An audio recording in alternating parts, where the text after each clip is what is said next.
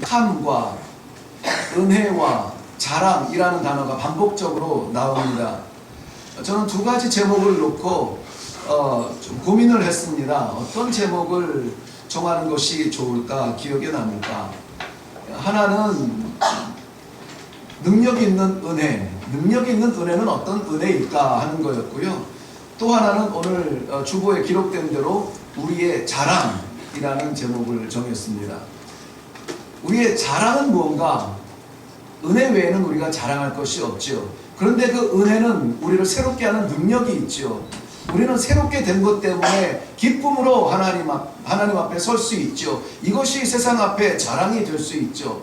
어떻게 보면은 은혜와 우리의 자랑은 뗄 수 없는 같은 짝, 한 짝의 이름입니다. 이것을 굳이 떼어놓지 않고 능력의 은혜, 우리의 자랑 이렇게 붙여놓아도 될 거예요. 그런데 저는 그 가운데서 특별히 우리가 은혜 늘 우리가 사모하고 늘 기대하는 은혜, 오늘도 그 은혜로 올라왔음을 우리는 분명히 알고 있습니다. 그런데 그것은 변함이 없는 우리의 분명한 믿음인데, 우리 오늘 기도하시는 우리 집사님 말씀대로 우리 삶이 예배되기 위해서는 그 은혜가 우리의 삶 가운데 어떻게 나타나는가, 그것이 좀 궁금했어요. 그래서 성도의 삶을 나는 다 들여다보지 못합니다. 어떤 삶을 사는지 알지 못해요. 그런데 이것을 보면은 알 수 있을 것 같아요.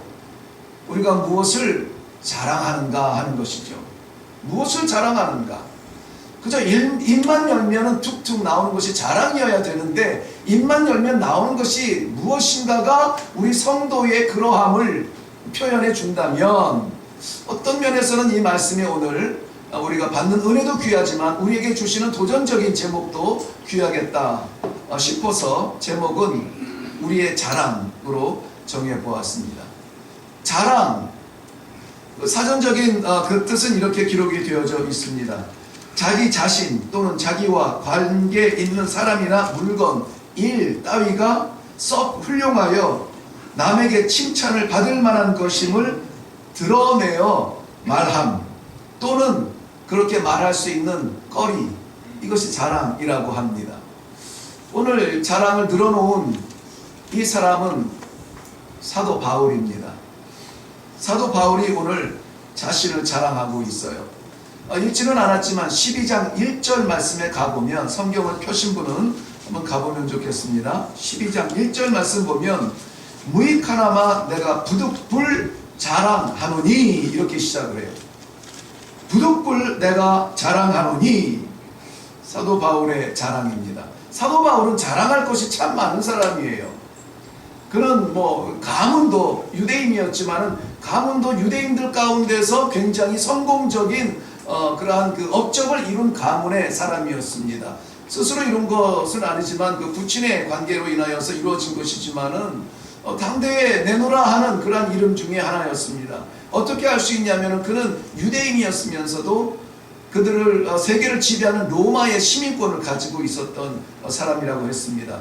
당대의 최고의 철학자요 율법학자인 가말리알의 문화생이었고, 그에게 철학과 또 율법과 사회법을 배웠던, 관계법을 배웠던 그러한 학자였습니다. 열심으로는 열심당원이었습니다. 그 민족적인 해방을 끝까지 포기하지 아니하고 로마인의 그 시민권을 가지고 있음에도 불구하고 우리 하나님의 백성 유대인이 언젠가 독립적인 힘을 가졌을 때에 우리가 놓치지 말아야 될 것을 가르치면서 또 나아갔던 그러한 율법학자였습니다. 열심당원으로서 그는 앞장서서 민족의 정체성을 외쳤던 그런 사람이었습니다. 그러니까 조금이라도 흠이 보이고 조금이라도 흐트러지는 것은 용서할 수가 없었죠. 우리의 마음을 조금이라도 분리시키면 안 돼요. 하나로 모아야 됐지요. 그래서 스데반 집사가 우리가 말한 그 그리스도가, 우리가 업신여기는 나사렛에서 목수의 아들로 우리가 생각하고 있는 그가 바로 하나님의 아들이고 구세주였다. 이것은 견딜 수 없는 모욕이었습니다. 우리가 기다리는 것은 다윗 왕 같은 위대한 왕이 우리 이스라엘, 우리 유대를 세계에 다시 정상으로 세울 그날을 꿈꾸고 있는데, 목수의 아들 그리스도가 우리를 구원할 구세주라는 것은 받아들이기가 어려웠죠. 사람들은 귀를 막고 설교하는 스데반을 향하여서 돌을 던졌는데, 괜찮아, 내가 책임질게. 스데반, 죽어져가는 스데반의 옷을 담당하고 증인으로 섰을 만큼 그는 열심당원, 유대인들 세계에서는 중심에 있었던 청년이었습니다. 그가 다메섹으로 교회를 핍박하기 위해서 나아가던 중에, 그 핍박은 아무나 할 수 있는 것도 아니었습니다. 제사장들의 인정을 받고 대제사장의 도장을 받아서 부름받고 파송받아야 나아가서 그 고난을 세울 수가 있었는데, 그 고난을 가지고 다메섹으로 가서 교회들, 감추어져 있는 교회들, 숨어져 있는 성도들마다 찾아내서 그들의 재산을 압류하고 그들을 투옥하고 그들의 복음화를 막기 위하여서 가던 중에 예수를 만나게 됩니다. 그리고 그는 자기가 모욕하던 그리스도의 종이 되지요. 그러면서 그는 우리 신구약 성경 전체가 66권으로 되어 있지만 구약 성경 39권을 빼면 신약 성경이 27권입니다. 27권의 책 가운데 혼자 하나님께서 그 단독 사도 바울을 통하여서 13권의 신약 성경책을 기록할 수 있었습니다. 우리 이 가운데 참 훌륭한 분들이 많이 계신데, 성경책에 이름이 기록된 분이 있나요? 아무도 안 계시죠. 그러나 우리는 부럽지 않습니다. 왜냐하면 생명책에 기록됐잖아요. 아멘. 네, 생명책에 기록됐기 때문에 뭐 이렇게 이 성경책에 기록된 거 귀하지만 그러나 상처받지는 않아요. 영원히 변하지 아니할 생명책에 기록된 우리의 이름입니다. 신뢰가 안 가시나 본데 한번 입으로 신해 볼게요. 네. 내 이름은, 한번 나를 따라서 해보세요. 내 이름은 생명책에 기록됐습니다. 이거 왜 이러세요? 그것까지 해야지. 이거 왜 이러세요? 생명책에 기록되어 있어요. 여기에 이름만 기록돼도 얼마나 좋겠어요. 이름만 기록돼도. 그런데 그 성경책, 신약 성경책을 13권이나 기록을 한 분이 이 사도 바울이에요. 사도 바울은 뿐만이 아니라 그저 신앙생활 잘한 사람이 아니라 그 가슴에 허락하신 하나님의 생명 복음을 이방인에게도 전달하기 위해서 하나님이 특별히 세우신 종으로서, 그 당시만 해도 유대인들은 선민사상에 젖어 있었습니다. 우리 안에 하나님이 우리를 뽑으셨고, 하나님이 아브라함을 통하여서 혈통적으로 우리를 귀하게 하셨고, 우리 외에는 거룩한 백성이 없어. 그래서 선민이요, 선민이라는 선택된 백성, 거룩한 백성이라는 그러한 이 갖춰진 복음 안에 있었어요. 그래서 자기의 혈통적 종족 외에는 다 이방인이에요. 하나님과 상관없는 사람이에요. 지금 잘 나가는 것 같지만 그러면 그 사람들의 그런 부요가 부럽지 않아요. 왜? 우리는 거룩하게 구별되어 있으니까. 하나님의 복음의 본질을 깨닫지 못하는 고집이었습니다. 하나님께서는 아브라함을 세우실 때에 네가 복받아라가 아니라 너를 통하여서 세계의 모든 민족이 다 복을 받으리라 하는 것이 하나님의 복의 계획이었거든요. 그런데 아브라함 복 주셨다고 우리만 복을 받았다고 생각하니까, 그렇게 갇혀져 있던, 이렇게 좀 좁혀져 있는, 쌓여있는 이 복음의 세계를 터뜨리고, 사도행전 1장 8절 말씀대로 오직 성령이 너희에게 임하시면 너희가 권능을 받고 사마리아와 유대와 땅끝까지 이르러 내 증인이 되리라고 했던 그 하나님의 복음을 삶으로 살았던 사람이 누구냐면은 사도 바울이에요. 그때까지 유대인들은 어디를 가든지 자기네들끼리만 복음을 나눴어요. 우리가 이것을 잃어버리면 안 돼. 이 율법을 잃어버리면 안 돼. 거기에 갇혀져 있었어요. 그런데 이방을 향하여서, 이방 땅을 향하여서 하나님의 부르신 대로 일어나서 땅끝에 복음을 증거하기 시작한, 선교의 문을 활짝 연 사람이 사도 바울이에요. 어떤 면에서 보면은 우리가 오늘 이 자리에서 이렇게 예배드릴 수 있는 것도 누군가의 전도와 누군가의 순종과 누군가의 파송을 통해서 이루어진 것인데, 그 시작이 누구냐면 사도 바울이라는 것입니다. 그렇게 생각한다면 사도 바울은 정말 대단한 사람이에요. 그 안에 갇혀있던 복음을 땅끝으로 완전히 다 덮어버렸으니까. 그 증거가 뭐냐면 오늘 고린도 후서가 그 증거예요.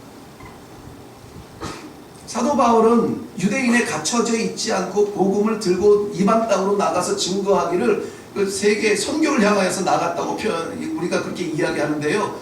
한 번도 아니고 두 번도 아니고 세 번이나 세계 선교를 위해서 자기의 익숙한 고향과 집과 이 친척들을 떠나서 이 복음을 들고 나갔던 사람이에요. 지금 이 순간도 예배소에 머물러서, 거기는 특별한 자리죠. 예배소 교회는 우리가 잘 알잖아요. 거기에서 들려오는 이 고린도 교회에 대한 안타까운 소문이 있어요. 그래서 고린도 교회를 위해서 편지를 씁니다. 편지를 써 너희가 화합하고 사랑하고 너희들에게 많은 영적인 축복이 부어졌지만은 그러나 사랑이 아니면 아무것도 아니다. 서로 사랑해라. 깨지지 말아라. 나눠지지 말아라. 받아들여라. 뭐 이런 편지를 써서 제자 디도에게 보내는 겁니다. 고린도 교회에서 전달하게 해요. 그런데 가서 어떻게 됐는지 이게 궁금한데 돌아오질 않는 거예요. 기다리다 못해서 이 사도 바울이 직접 가보기로 작정을 하고 에베소 교회에 머물러 있다가 기다리다가 그 고린도 교회를 향해서 이제 가게 됩니다. 예배소 교회와 고린도 교회는 뭐 거리상으로는 그렇게 멀지는 않지만은 아시아 끝과 유럽의 시작의 그런 큰 그림으로 치면은 그런 큰 그 지역의 그 대표적인 지역이에요. 에베소는 지금의 터키 지방의 끄트머리에 있고 고린도 교회는 그리스, 그러니까 유럽 쪽이죠. 유럽 쪽에 그리스 위쪽에 있으니까는 그 작은 그 바다를 건너야 하는 그러한 관계에 있습니다만은 복음이 유럽으로 향했던 발자취도 역시 사도 바울을 통해서입니다. 건너갔습니다. 건너가서 마게도냐 지방에 머무를 때에 이 디도가 뒤늦게에 이 소식을 듣고 이 예배소가 아니라 마게도냐에 있는 사도 바울을 만나게 돼요. 아 그래 잘 갔다 와서 기다리다 내가 왔지 뭐야. 그래 고린도 교회는 어떻게 되고 있어? 선생님 정말 그 편지를 보내기를 참 잘했어요. 갔더니 정말 그 안에 여러 가지 문제가 있는데 선생님 보내준 그 편지를 읽고 성도들이 다 눈물을 흘리고 다 회개를 하고 거기에서 다시 한번 부흥을 위해서 일어나겠다고 작정하는 그런 모습을 보였습니다. 그래 그거 참 잘 됐구나. 그런데 사람들이 그렇게 모여드니까요 그 안에 뭐 좀 얻을까 해서 거짓 교사들이 많이 들어왔어요. 거짓 교사들이 많이 들어와서 뭐 자기네들이 말하는 것하고 우리 선생님이 지금 이 가르쳐 준 것하고 다르다는 그 이유 때문에 선생님이 사도가 아니라는 겁니다. 선생님의 사도성에 대해서 지금 의심하고 그것을 아니라고 그렇게 퍼뜨리고 있어요. 사실 그 당시에 사도라고 하는 사람들은 예수님의 제자들, 예수님과 함께 동거동락하며 예수님의 가르침을 받았던 그 제자들이 그 역할에 따라서 사도가 되어서 사도성을 인정을 받거든요. 그런데 그때 예수님이 활동할 때만 해도 이 바울은 오히려 그를 핍박하고 제사장 측에서 여신당원 측에서 예수의 흠을 잡던 사람이에요. 오히려 예수를 그리스도라고 말하는 사람을 돌로 치던 사람이에요. 그러니까 받아들일 수 없는 정반대에 있던 사람인데 그 사람이 지금 사도가 되었다는 겁니다. 그러니까 인정할 수가 없었어요. 근데 나의 사도성에 대해서 이야기를 해줘야 되잖아요. 세상에 교회가 나를 세운 것이 아니라 사람에 의해서 나는 사도로 인정받은 것은 아니다. 그러나 담에색 도상에서 나를 만나신 하나님께서 나에게 친히 이방의 빛으로 나를 세워주신 하나님께서 세우신 사도성이 나에게 있다는 그것을 이야기해야 되는 거예요. 이야기해야 되는 거예요. 내 조건은 이것 때문에 사도된 것은 아니다. 내 자랑은 이것 때문에 된 것은 아니다. 그러나 나는 분명 하나님께서 세우신 사도로서의 부끄러움이 없는 부르심이 있었다. 이것을 기록한 것이 이 고린도 후서 오늘 이 편지의 내용입니다. 그렇다면 이 말씀은 어떤 이해를 시키기 위한 것도 있지만 그 쓰다 보니까는 자신의 어떤 간증적인 이야기가 나와요. 간증적인 이야기. 사랑하는 성도 여러분, 살아계신 하나님을 증거하기를 원하세요? 하나님은 살아계시다고 전도하기를 원하세요? 누군가 구원하기를 원합니까? 죽어져가는 영혼들 하나님을 알지 못하고 교회와 담이 쌓여서 넘지 못하는 그 안타까운 심정이 있습니까? 그에게 복음을 증거하려면 하나님을 증거하려면 나를 변화시킨 간증이 있어야 돼. 나를 바꾼 간증이 있어야 돼. 내가 만난 하나님이 있어야 돼. 이게 아니면 아무리 세월을 오래 갖고 있어, 오래 신앙생활 했어도 직책이 뭐든 간에 상관이 없어요. 생명이 없습니다. 모양은 갖출 수 있어요. 그런데 그 안에 생명이 없는 껍데기라고 성경은 분명히 말해요. 심지어는 죽은 믿음이라고 말합니다. 그러나 보세요. 왜 나중된 자가 먼저 된지 아십니까? 60이 되고 70이 되고 늦지막히 어찌어찌 해가지고 한번 드러나 보자 하고 올라왔는데 가슴에서 만나는 하나님, 이때까지 나를 참아주시고 나를 부르신 하나님 아버지 감사합니다. 눈물을 흘리는 찬송이 있고 눈물을 흘리는 기도가 있고 하나님을 만난 감격의 찬양이 있다면은, 그 간증이 있다면 그 사람의 한마디 한마디는요 복되고 아름답고 중요해요. 살리기를 원하면은 살아야 합니다. 나에게 호흡이 없는데 누굴 살리겠어요? 내가 만난 하나님이 없는데 누구를 소개하겠어요? 사도 바울은 자신의 간증적 이야기를 하고 있는 겁니다. 그것은 무엇이냐면은 다시 1절 가보면 내가 부득불 자랑한다. 이 부득불 자랑한다는 것은 내가 이 말은 꼭 해야 되겠다. 다른 건 몰라도 내가 이 말은 꼭 해야 되겠다. 들어봐라 하고 이야기하는 것이 뭐냐면 나는 주의 환상과 계시를 말할 것밖에 없다는 것입니다. 환상과 계시. 어떻게 정확하게 표현하면 환상을 보았고 그 환상을 통해서 말씀하시는 계시를 말하겠다는 것인데요. 그 환상이라고 하는 것이 2절 이후에 나옵니다. 내가 한 사람을 아는데 그는 그리스도 안에 있는 한 사람, 내가 아는 그는 14년 전에 셋째 하늘에 이끌려 간 자라. 그러니까 셋째 하늘에 올라갔던 자라, 이런 얘기예요. 셋째 하늘. 셋째 하늘은 당시 유대인들이 가지고 있던 하늘 개념이에요. 하늘 개념.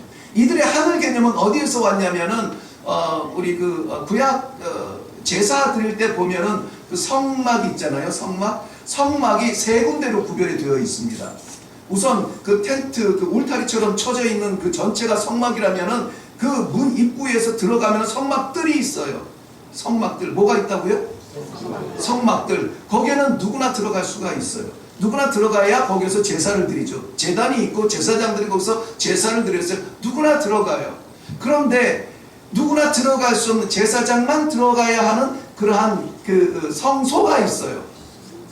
성소가 있는데 그 성소는 제사장들만 들어가요. 가서 항상 새로운 떡을 진열해 놓고 새로운 기름을 부어서 늘 향이 불을 켜야 되고 그 향을 꺼뜨리지 않도록 해서 늘 그 향이 피어오르도록 해야 되는 책임이 제사장들에게 있어서 24반을 돌아가면서 그것을 계속 꺼지지 않도록 감당했던 일이 있어요. 그 성소도 두 군데로 구별이 되어 있어서 제사장도 아무나 들어갈 수 있는 것이 아니라 대제사장만 1년에 한 번 들어갈 수 있는 어디? 지성소. 그렇죠. 지성소가 있어요. 거기는 아무나 못 들어가요. 자, 그렇게 해서 한번 우리 연상을 해봐요.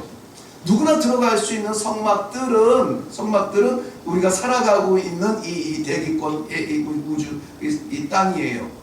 근데 성소, 누구나 들어가는 것이 아니라 구별된 제사장들만 들어가는 성소, 이것은 우주의 어느 맥쯤을 보고 있습니다.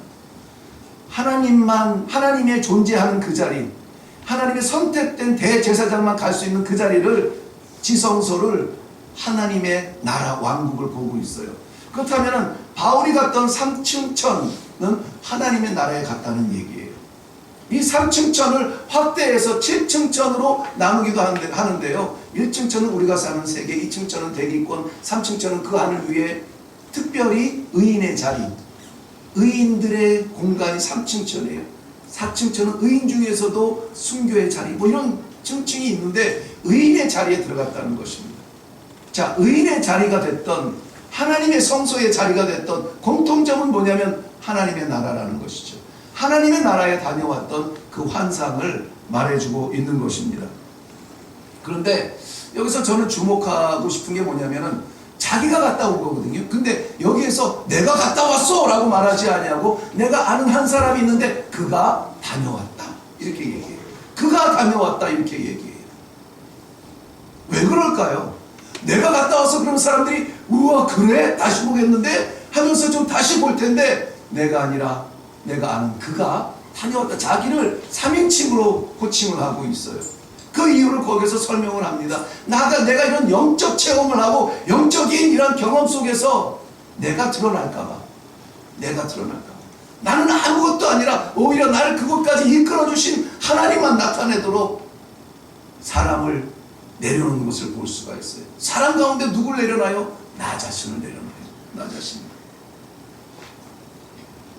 우리는 영적 체험을 하고 영적 경험이 있고 영적 어떤 탤런트가 있는 분들을 부러워하고 그것을 또 은혜를 받았을 때는 넘어질까 조심하라고 하신 하나님의 말씀이 있어요. 은혜를 받았을 때에는 시험이 날아도 와요. 은혜가 자랑이 되지 아니하도록 우리를 지켜야 되는 그러한 부분이 오늘 본문 말씀이에요. 5절 말씀에는 이렇게 말합니다. 그는 다녀왔는지 몰라. 그는 다녀왔다는데 나는 그 영적 어마어마한 체험을 제가 만약에 그런 거 살짝 맛만 봤어도 나는 아마 평생 그 얘기만 할 거예요. 내가 가봤더니요 그곳에는 찬란한 빛이 있고요 나를 여기저기 데리고 다니면서요 정말 세상에 아무튼 평생 그 얘기만 해도 멈추지 않을 자랑이에요. 그런데 사도 바울의 자랑은 5절에 나와요. 나를 위하여는 약한 것들 외에 자랑하지 아니하노라. 약한 것들만 자랑하겠대요. 그 약한 것이 뭐냐? 육신의 가시라고 표현을 하고 있는데요. 육체의 가시라고 표현을 하고 있는데 육체의 가시를 해석하는 부분이 좀 다양하게 있습니다. 먼저는 오늘 그 마지막 10절에도 살짝 보이듯이 사도 바울이 복음을 전하면서 유대인들에게도 핍박당하고 이방인들에게도 핍박당하고 여러 가지 환난과 고난과 핍박을 그는 육체의 가시라고 그렇게 설명했을 것이다. 이 얘기하는 해설하는 부분도 있고 어떤 사람은 사도 바울이 그 성에서 내려올 때 떨어져가지고 척추가 휘어가지고 이렇게 등이 굽은 상태였고 또 사도 바울이 말이 언변이 그렇게 좋지 않아서 더듬더듬 말하는 그러한 습관이 있었는데 그것 때문에 복음 증거할 때 늘 어렵지 않았었나 그것을 아마 가시라고 말하지 않았을까 이렇게 해설하는 분도 있고요. 그러나 대체적으로 받아들이는 사도 바울의 육체의 가시는 아까 말씀대로 다메섹 도상의 교회를 벌하러 교회를 핍박하러 가다가 예수님을 만나게 되는데 예수님은 어떤 환경에서 만나냐면 거부할 수 없는 빛으로 만나요. 거부할 수 없는 빛이 사도 바울을 비침에 저가 엎드러져 그랬거든요. 버틸 수 없어 엎드러져. 그런데 그 아나니아라고 하는 선지자가 그 사도 바울을 하나님의 명령을 받아서 그를 위해서 기도하라. 아니 그는 교회를 핍박하는 자인데 왜 내가 그를 위해서 기도하니까 나는 못합니다. 아니야. 그는 내가 이방의 선교를 위해서 빛으로 세운 나의 종이야. 순종하는 마음으로 사도 바울에게 가서 기도해 줄 때에 그의 눈에서 비늘이 벗겨졌다고 그랬거든요. 비늘이 벗겨지면서 그때에 어떤 이 망막이라든지 시력에 문제가 생기지 않았겠는가. 정말 실제적으로 13권의 책을 기록을 하지만은 빌립보서 같은 책을 기록할 때는 본인이 기록할 수가 없어가지고 대필자를 씁니다. 대필자를 쓰고 이 글이 사도 바울에 의해서 기록된 것임을 말하기 위해서 마지막에 인사의 말 정도를 자기가 이제는 쓰노라 하고 이야기를 할 만큼 그의 시력에 뭐라 그러죠? 안구에 문제가 있는 걸 뭐라 그러죠? 안질환을 좀 고급스럽게 뭐라 그러죠? 안질. 그렇게 얘기하면 되나요? 예. 안질로 평생을 고생했는데 이것 좀 고쳐달라고, 더 가고 싶다고, 더 쓰고 싶다고, 더 일하고 싶다고, 이것 좀 빼달라고. 가시 같은 거는 빼버리고 싶잖아요. 빼고 싶잖아요. 사도 바울도 이것 때문에 3번이나 하나님 앞에 기도했다는 거예요. 3번이라고 하는 것은 자, 내가 요번 기도합니다. 2번째입니다. 3번째입니다. 이렇게 숫자를 셨다는 의미라기보다는 끊임없이 기도했다는 의미예요. 끊임없이. 이것 좀 뽑아달라고, 이것 좀 뽑아달라고. 우리에게도 그런 가시가 한두 개쯤은 다 박혀 있어요. 신앙생활이 행복하고 신앙생활이 감격스럽고 찬송하면서 뛸 수 없고 박수 칠 수 없고 찬송에 감격이 없고 기도가 뜨겁지 않고 말씀이 이 내 가슴을 치지 못하는 이유 가시가 있어서 그것 때문에 신경 쓰이는 거예요. 그것 때문에 가시가 많아요. 우리도 유체의 가시도 있고 경제적인 가시도 있고 가정 안에서의 관계 속에서의 가시도 있어요. 부부라고 다 이렇게 보면 볼수록 보입니까? 안 보고 싶은 것도 보이고 그렇게 되잖아요. 심지어 어떤 슬픈 이야기를 들어봤어요. 정으로 산대나 사람이 아니고 뭐 그럴 만큼 우리 속에는 가시들이 있어요. 그거 뽑아달라고 우리 기도하잖아요. 새벽 예배 왜 올라와요? 그거 좀 뽑아주세요. 문제 좀 해결해 주세요. 길 좀 열어주세요. 한번 좀 해결해 주세요. 그거 뽑아달라고 하잖아요. 하나님의 대답이 뭐라 그럽니까? 내 은혜가 내게 족하다. 아니 이럴 수가. 기도하면은 벌써 이렇게 덜썩 이렇게 들어주셔야 되는데 내 은혜가 내게 족하다. 무슨 말씀이에요? 안 되겠는걸? 그래도 또 기도해요. 내 은혜가 내게 족하다. 왜 그러시냐면은 그 설명을 오늘 본문 뒤에서 내 은혜가 내게 족하다고 하면서 그 뒤에 이어서 하시는 말씀이 그거예요. 나의 능력이 약한 데에서 어떻게 돼요? 그거는 때려 맞춘 거고 약한 데에서 온전하여집니다. 온전하여진다는 것은 하나님의 그 계획하신 대로 꽉 찬다는 거예요. 흔들 수 없는 참이 있는 거예요. 강함 같은 말씀이죠. 그런데 그거 아세요? 그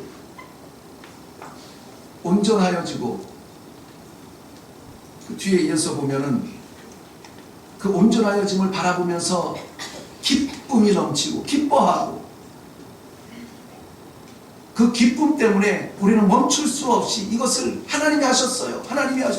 자랑하도록 하게 한다는 것이 하나님의 가시를 뽑지 않는 이유라는 것입니다. 약함의 이유, 장애의 이유라는 것이에요.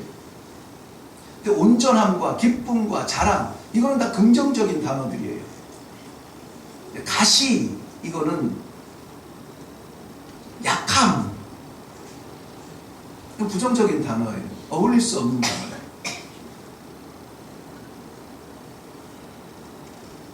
근데 이것을 생각해 보면은 왜 이 두 단어가 공존해야 되는지를 알 수가 있어요. 우리가 꽉 찬 세계를 살아요. 이건 내가 100% 나로 존재하는 거죠. 근데 사도 바울이 살면서 그리스도를 가까이 하면서 느낄 수 있는 것은 내가 아니라 그리스도라는 거예요. 나의 세계가 점점 좁아져요. 할 수 있는 능력이 없음을 나는 깨닫게 돼요. 나는 약해져요. 연약해져요. 나는 부끄러워져요. 나는 아무것도 아닌 것으로 쪼그라들어요. 나는 좁아질수록 그 빈 공간이 생기잖아요. 이 공간적, 이걸 뭘로 채우겠어요? 공간적인 공허를 뭘로 채우냐고요. 사람들은 내가 작아지는 것을 두려워해요. 내가 줄어드는 것을 두려워합니다. 나의 약점을 두려워해요. 그러니 나의 약점을 말한다는 것은 말도 아니죠. 내 약점을 내가 작아질수록 더 그렇죠. 왜냐하면 이 공허함이 더 커지니까. 사도 바울이 깨달은 것은 그 공허함은 하나님이 은혜로 채우신다는 것을 깨달은 거예요. 내가 작아질수록 커진 이 공허함을 하나님께서 은혜로 채워주신다는 거예요. 그러니 하나님의 은혜가 커져야 한다면 나는 더 작아져야 된다는 것이죠. 내가 작아지는 것이 억울한 게 아니라 하나님의 은혜로 채워지는 축복이라는 것입니다. 아멘이십니까? 나 자신이 내세울 게 없어요. 자랑할 게 없습니다. 그럴 때에 이 어마어마한 공간을 하나님께서 머물게 하시겠다는 거예요. 그 안에 하나님의 은혜가 머물게 하시겠다는 거예요. 머문다라는 말은 덮는다는 말이에요. 덮는다라는 말이에요. 이 덮는다는 말이 어디에서 왔냐면은 룻기 아시죠? 룻기 3장에 보면은 룻과 보아스의 만남의 이야기가 나와요. 보아스는 유대인이고 당대에 이미 유력한 사람입니다. 누가 그 성읍에서도 보아스 하면은 그 사람 인정할 만한 사람이에요. 근데 룻은 누구냐면은 이방 여인이에요. 하나님과 상관없는 여인인데다가 과부의 시어머니를 모시는 과부 여인이에요. 볼품이 없어요. 그저 일상의 일이라고는 남의 추수한 밭에 들어가서 떨어진 곡물 그거 주워다가 갈아가지고 빵 해먹는 그게 일상인 여인이에요. 그런데 하나님께서는 룻과 보아스를 만나게 해주시는 그 적극적인 그 장면이 어떻게 그려지냐면요, 주수를 마친 다음에 보아스가 피곤하여서 누워있을 때에 하나님께서 주신 지혜로 룻이라는 여인이 보아스 그 주인의 발치에 가서 쭈그려 앉습니다. 그리고는 이렇게 말해요. 주인님, 주여, 주의 옷자락을 펴서 나를 덮어주세요. 주의 옷자락을 펴서 나를 덮어주세요. 나에게 은혜를 베풀어 주세요. 이게 은혜라는 말의 시작이에요. 이게 덮는다는 말이에요. 이게 머문다는 말이에요. 우리의 가슴에, 우리의 공허한 그 부분에 무엇이 머무르고 무엇이 채워지느냐? 하나님의 은혜가 머물 수 있도록 해야 된다는 겁니다. 하나님의 은혜가 머무는 인생 얼마나 멋있습니까? 그 인생을 꿈꾸지 않아요? 그러려면 어떻게 해야 돼요? 우리가 작아져야 돼요. 우리가 약해져야 되는 것이에요. 내가 아무것도 아님을 말아야 되는 것입니다. 그때 비로소 하나님의 은혜의 장막이 더 커지는 겁니다. 그저 한번 실수한 아이가 잘못했다고 할 때 괜찮아, 다음부터 그러지 마, 이렇게 하죠. 엄청난 죽을 죄를 지은 놈, 용서받지 못할 죄를 지은 놈이 와가지고 눈물을 흘리면서 잘못했어요, 내가 죽일 놈이에요, 나는 죽일 놈이에요. 그렇게 한다면 우리는 어떻게 괜찮아, 이렇게 용서하겠어요? 뭐라고 하면서 아니야, 이거 네 잘못이 아니야, 괜찮아, 우리 다시 시작해보자. 이게 더 이게 큰 사람으로 보두면 앉지 않겠어요? 우리 이레교회의 자랑은 뭘까요? 이레교회 성도들의 자랑은 뭘까요? 아니, 다른 사람 볼 게 아니라 그저 나의 자랑은 뭘까요? 뭘 자랑하고 싶으세요? 내가 그래도 살아온 길이 이 정도는 돼. 나의 길을 자랑하겠습니까? 우리의 자랑은 은혜밖에 없는 줄로 믿습니다. 우리 이레교회의 자랑은 은혜예요. 우리 이레교회는 하나님의 은혜를 마음껏 자랑하는 성도들로 가득 차기를 바랍니다. 어떤 영적인 능력, 그런 현상들이 나타나지 않아도 은혜로 가득 찬 가슴이 모여서 예배드리는 그러한 교회가 되기를 원합니다. 사탄이 두려워하는 성도가 있어요. 우리는 사탄을 두려워하지만 참 정말 보잘것없어요. 사탄은 우리를 어떻게 못해요. 사탄이 오히려 두려워하는 성도가 있어요. 어떤 성도인지 아세요? 목사님을 두려워할까요? 장로님을 두려워할까요? 어떤 영적 막 기적을 나타내는 사람 두려워할까요? 아니에요. 은혜로 가득 찬 사람을 두려워해요. 은혜에는 사탄이 들어올 자리가 없어요. 은혜 외에는 자랑할 것이 없는 성도, 힘 있는 성도입니다. 아무리 목사라고 해도요, 장로라고 해도, 권사라고 해도 은혜가 아닌 것을 자랑하면 안 돼요. 은혜되지 않는 말을 하면 그것을 덮을 수 있는, 그것을 넘어설 수 있는, 역전시킬 수 있는 영성이 안 된다면 그를 위해서 기도해 주세요. 은혜는 사람에게서 나오는 게 아니라 하나님께서 주시는 거예요. 철저하게 하나님을 상대할 때 은혜 이응이라도 맛볼 수 있어요. 철저하게 하나님을 상대할 때의 은혜 전체를 맛볼 수가 있습니다. 요즘에는 설교를 들을 기회들이 많으니까 아무개 목사님 참 설교 말씀 은혜가 되더라. 목사님의 말씀이 은혜가 되세요? 목사님이 아니라 그 목사에게 그 말씀을 증거할 수 있도록 허락하신 하나님이에요. 하나님. 장로님의 기도가 은혜가 됩니까? 장로님이 아니라 그를 입 벌려 기도하게 하신 하나님을 주목하는 그러한 마음, 우리 장로님, 우리 목사님 자랑이 아니라 그 하나님을 자랑하는 성숙한 신앙인들이 되시기를 바랍니다. 아멘. 아이고 너무나 은혜가 돼요. 격려하는 차원에서는 좋지만 우리 신앙의 본질은 그렇게 섬길 수 있도록 허락하신 하나님이 우리의 자랑이 되어야 돼요. 우리 교회는 하나님께서 이런 권사님도 주시고 저런 장로님도 주시고 누가? 하나님. 우리 교회 부족한 것이 많지만 자랑할 것은 하나님의 은혜가 넘치는 교회가 되기를 바랍니다. 아멘. 고린도후서 1장 27절에 이렇게 선포하고 있어요. 약한 자를 들어 강한 자를 부끄럽게 하시는 하나님의 은혜. 우리가 약할 때에 하나님의 은혜가 곧 강합니다. 기도하겠습니다. 살아계신 아버지 은혜를 감사합니다.